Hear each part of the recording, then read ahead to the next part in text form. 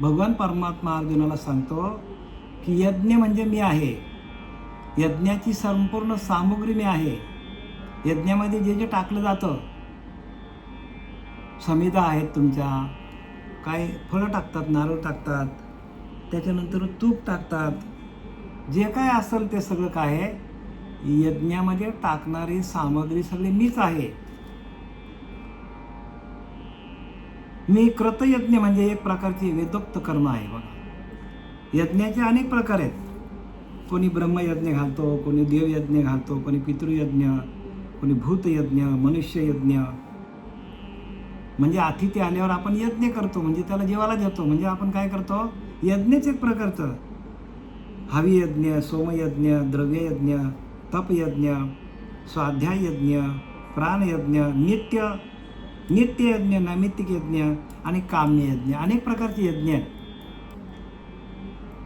पण खरा यज्ञ जो आहे तो अखंड आपला चालू आहे आणि त्या यज्ञाला कोणत्याही प्रकारचं, कुठल्याच प्रकारच्या संविधा वगैरे काही लागत नाही. आणि तो म्हणजे काय आहे, तो म्हणजे नामयज्ञ.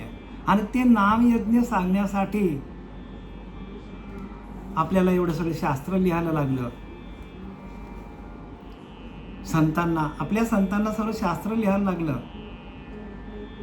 बाहेरचा यज्ञ जो आहे तो यज्ञ करता करता आपला आतला जो काय ज्ञानयज्ञ आहे, नामयज्ञ आहे, तो प्राप्त करण्यासाठी बाहेरचे यज्ञ आहेत. आणि तो एकदा प्राप्त झाला तर भगवंताची प्राप्ती होते. आणि एकदा भगवंताची प्राप्ती आपल्याला झाली, भगवंताची अनुभूती आली, तर आपल्याला अखंड आत्मज्ञान प्राप्त होतो. आणि आत्मज्ञानासाठी सगळे शास्त्र आहेत. बाहेर जे काय दिसतं आपल्याला त्याचा आज न उद्या नाश होणार आहे. मग जे नाश होत नाही तो यज्ञ कोणता आहे, तर तो नामयज्ञ, नामजप यज्ञ. नाम कसा जपायचा तो यज्ञ अखंड चालू पाहिजे. आणि त्या यज्ञासाठी बाहेरचे यज्ञ आपल्याला दाखवलेले आहेत.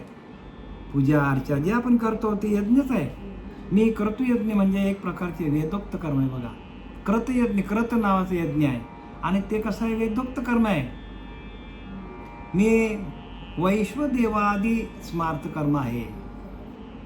मी पितरांना दिलेले अन्न आहे. बघा, पितरांना आपण अन्न देतो ते पण मीच सांगतात. जेवढं जगामध्ये ज्या ज्या वस्तू आहेत त्या भगवंताशिवाय दुसरं त्याच्यामध्ये काही नाही. प्रत्येक ठिकाणी भगवंत आहेच. भगवंताशिवाय दुसरं काही नाही जगामध्ये.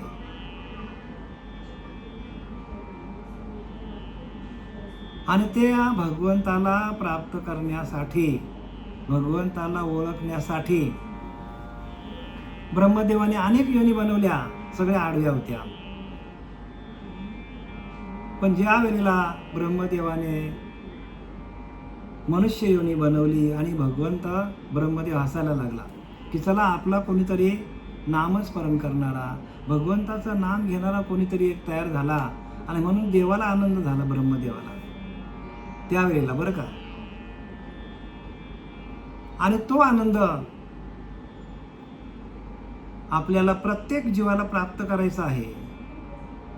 आणि त्यासाठी आपल्याला मनुष्य देह मिळाले, म्हणजे आपली स्वतःची आनंद स्वरूप अवस्था होणं हीच प्रगती आहे. भगवंत कसा आहे, सुखरूप ऐसा दुजा कोण सांगा, माझ्या पांडुरंगासारिखा. भगवंत सुखरूप आहे आणि त्याच्यासारखं दुसरी वस्तूच नाही जगामध्ये. आणि तोच सर्वांमध्ये भरलेला आहे. आणि म्हणून सांगतात की ना, अर्जुना मी नसे ऐसे कवन ठाव असे, परी प्राण्यांचे दैव कैसे माते न देखती. मला बघत नाही आणि सगळीकडे मीच भरलेला आहे, भगवंत म्हणतो. आणि म्हणून त्यासाठी आपल्याला हळूहळू आत बाहेर, आतमध्ये मी आहे आणि बाहेर पण मी आहे. म्हणून आपल्याला तर विषय का आणलेला आहे की यज्ञामध्ये आणले. आपल्याला पितरांना दिलेले अन्न, तांदूळ, गहू इत्यादी धान्य ज्यापासून होते. बघा, तांदूळ पण, तांदळामध्ये पण तो आहे. मागच्या एका अध्यायामध्ये नाथबाबांनी सांगितलं आहे की आपण पहिल्यांदा कुठं होतोय आपल्यालाच माहीत नाही. तर नाथबाबांनी उत्तर दिलं आहे बघा किती म्हणजे मार्मिक उत्तर आहे. ऐका, नाथ बाबा सांगतो की तू त्या अन्नामध्ये होता, ते अन्न तुमच्या आईवडिलांनी खाल्लं आणि आईवडिलांनी खाल्लेल्या अन्नातून वीर्य तयार झालं आणि वीर्यातून तुझी निर्मिती झालेली आहे. म्हणजे बघा, म्हणजे संत किती उदार आहेत बघा, संत किती अभ्यास आहेत. आणि म्हणून संततेची देव निमित्त त्या प्रतिमा निमित्ताला आहेत. म्हणून संताविन प्राप्ती नाही, ऐसे वेद देत असे ग्वाही. आणि इथं तो आपल्याला मुद्दा आलेला आहे की भगवंत म्हणतो गव्हामध्ये मी आहे, तांदळामध्ये मी आहे. संपूर्ण ज्या प्रकारचं धान्य आहे त्या धान्यामध्ये मी आहे. बघा, भगवंत कुठे नाही, सगळीकडे आहे. पण तू प्राप्त करण्यासाठी आपल्याला दिव्य दृष्टी मिळाली पाहिजे. आणि ते दिव्य दृष्टी देणारे संत जोपर्यंत जीवनात येत नाही तोपर्यंत ह्याचा अर्थ कोणालाच कळणार नाही. सगळे वाचन करतात, प्रवचन करतात, कीर्तन करतात, संपूर्ण बाह्य अंगाने ज्ञान सांगतात आणि अंतरंगात कोणी उतरतच नाही.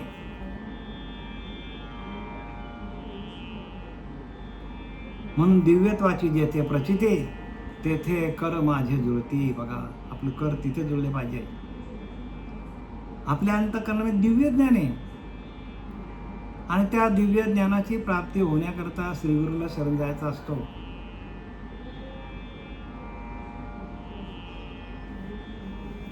त्या औषधी किंवा प्राणाकडून खाल्ले जाणारे जे अन्न, ते औषध मी आहे. बघा, सगळ्या जगामध्ये ज्या काय औषधी आहेत, ज्या काही वनस्पती आहेत, त्या वनस्पतीमध्ये पण भगवंत म्हणतो मी आहे.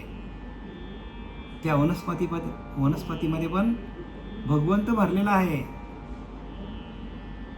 सगळीकडे तोच भरलेला आहे. एरवी तरी सकळ मीच आहे. ज्ञानोबा सांगतात की ना आपल्याला, एरवी तरी सकळ मीच.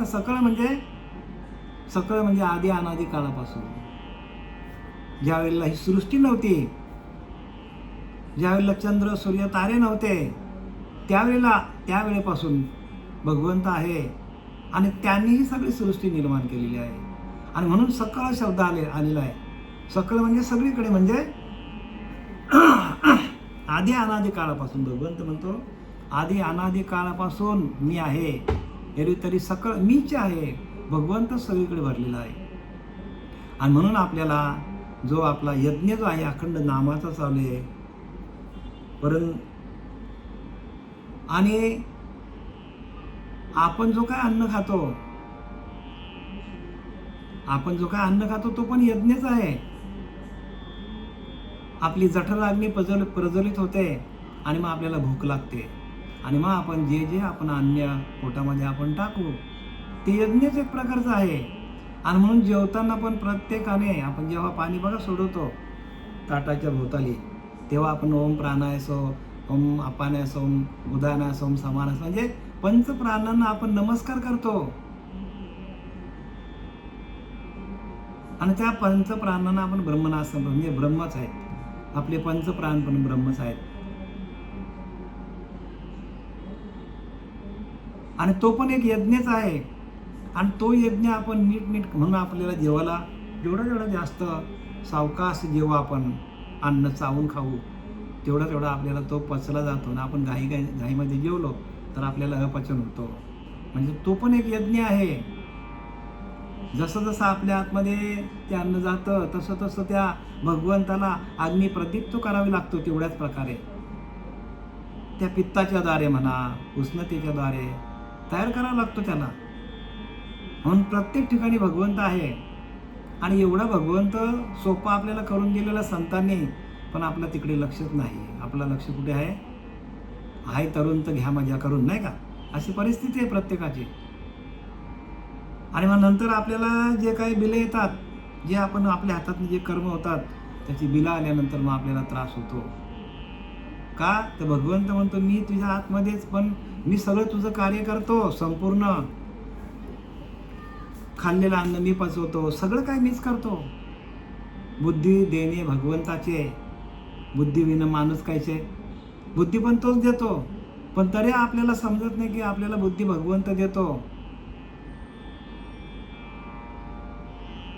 म्हणजे किती गफलत आहे बघा माणसाची. म्हणजे केवढा अहंकार, केवढा मीपणा माणसाकडे भरलेला आहे. आणि तो घालवण्यासाठी, अहंकार घालवण्यासाठी सगळे शास्त्र आहेत. आणि जेवढे जेवढे शास्त्र वाचणार तेवढं तेवढं माणसाला गर्व, अभिमान चढत जातो. आणि जेवढी जेवढी भक्ती करणार, जेवढं जेवढं नामस्मरण तुमचं वाढत जाणार, तेवढं तेवढं माणसाचा अभिमान गलित गात्र होतो, गलित होतो. अभिमान घालवण्याचा एकच उपाय आहे आणि तो म्हणजे तुमचं नामस्मरण. आणि त्या नामस्मरणातून आपल्या हृदयामध्ये, हृदय पाझरलं जातो, हृदयामध्ये अष्टसात्विक भाव होतात. अंतरी सुखाची झाली जोडी, बाह्य रोमांच उभिली गोडी, त्या सानंद सुखाची गोडी नैनी रोकडी प्रवाहे. नाथबाबा सांगतात आपल्याला, अंतरी सुखाची झाली गोडी, बाह्य रोमांच उभिली गोडी. बघा, आतमध्ये सुख निर्माण झाला की बाह्य तुम्हाला रोमांच उभे राहतात. आपल्या अंगावर रोम आहेत 3.5 कोटी, ते सगळे उभे राहतात आणि ते रोम रोम भजन करतात.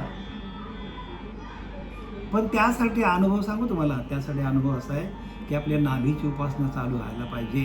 कारण नाभीकडे नाभीचक्र हा अग्निचक्र आहे आणि तो अग्निचक्र चालू झाल्यानंतर आपल्याला सहज अन्न पचला जातो. आणि तिथे अग्नी निर्माण झाल्यामुळे,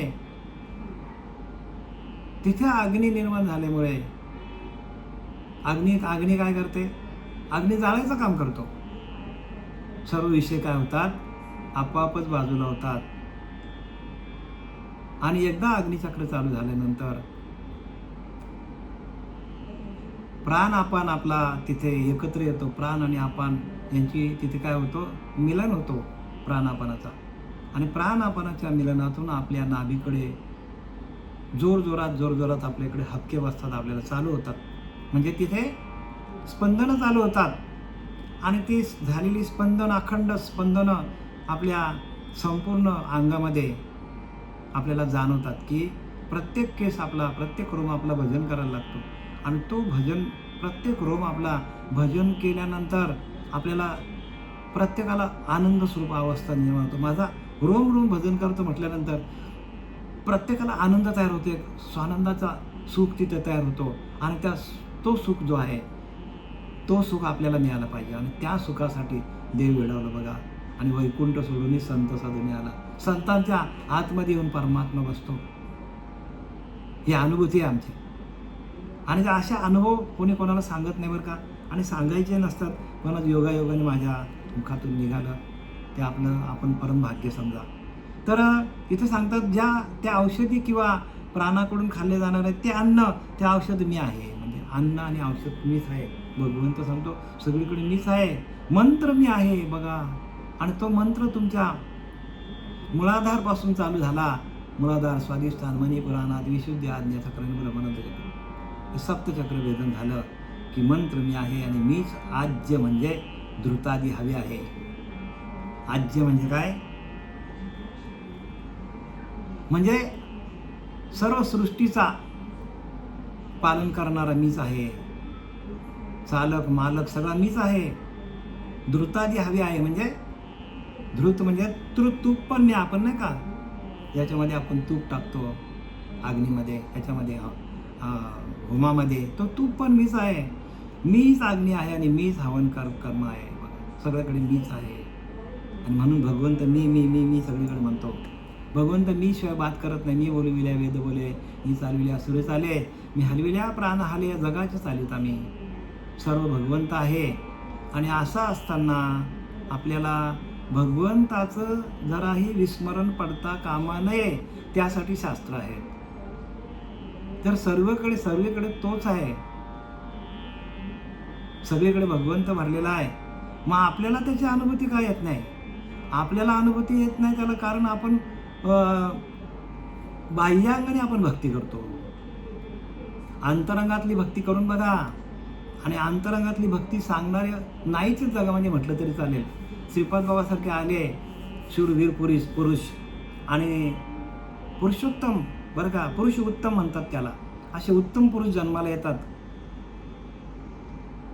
काही काळानंतर येतात आणि काही काळापुरते ते असतात. आणि सर्व जगाला काय करतात? ते ज्ञान देऊन जातात. पण ज्यांचं भाग्य त्यावेळेला उजळाला आलं तरच ते प्राप्ती होतं. भाग्य भाग्याचा उदय व्हायला पाहिजे. भाग्याचा उदय ते हे जोडी संत पाय, येथून लुठू माथा मरणा वाचून आता बघा. तेव्हा आपल्याला तशी अनुभूती येते. भाग्याचा उदय ते हे जोडी संत पाय, येथून या लुठू माथा मरणा वाचून आता. मरेपर्यंत आता सद्गुरूंचे पाय सोडणार नाही, अशी अनुभूती येते माणसाला.